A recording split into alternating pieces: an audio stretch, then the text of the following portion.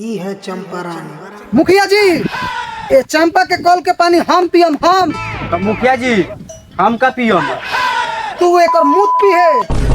देखा तनी मुखिया जी साला ई कलुआ का कहता। हाँ देखत तो नहीं बनी। सलाम चढ़ता नहीं मारी कर बहन की गोली के मर जाओ। क्या कहलो रे? अरे करीबा तोरा कहनी है रे। मैं क्यों काला? चंपा रानी आई करीबा का छोड़ अब पकड़ ला हमार गोड़। मुखिया जी, भले हमार चेहरा करिया बा लेकिन दिल हमार लाल बा। ई साला के उजर है उजर।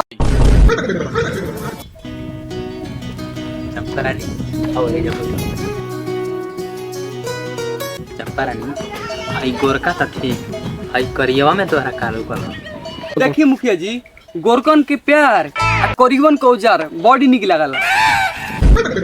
एगो बात बताओ सर, तूनी के दोनों के एकरा से प्यार कैसे? मुखिया जी और वो कम फ्लैशबैक में ले चलो तने। तू पढ़। माल पटाने के लिए बाबा वाली माई पर संपर्क करें। बाबा वाली माई की जय हो। बाबा वाली माई की जय हो। बाबा वाली माई की बाबा वाली माई की जय हो। बाबा वाली माई की जय हो।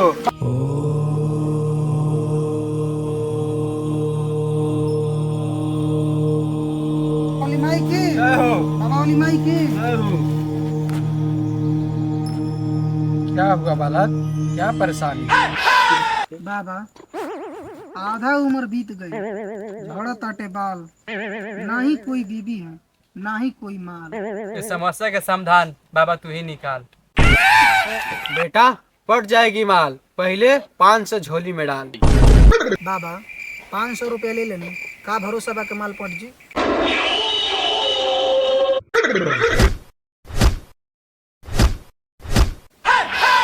पूरा माई चोदो रे। भरोसा हो गई गुरुजी। ऐसा हो गया ना, उठ। बेटा तोर हाथ देख के तो भविष्य बताओ तई। बेटा तोर वाली के तो सगाई हो गई आ तोर वाली दू लड़का के माई हो गई। बाबा कौन लूलू लंगड़े निकिसान है? बाबा कुछ समस्या के समाधान निकाली। बेटा पूर्व दिशा की ओर जा, जो फर्स्ट बार तुम लोग को लड़की देखेगी वही उसी से तुम लोगों का शादी होगा।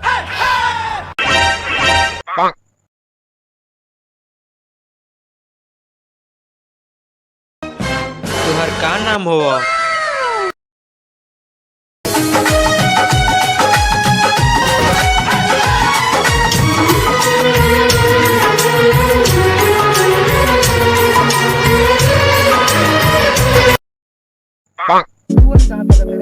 हमार माल हिया हमार माल हिया तो हमार माल हिया तो कुछ हमार माल हिया हमार माल हिया। हमार माल हिया।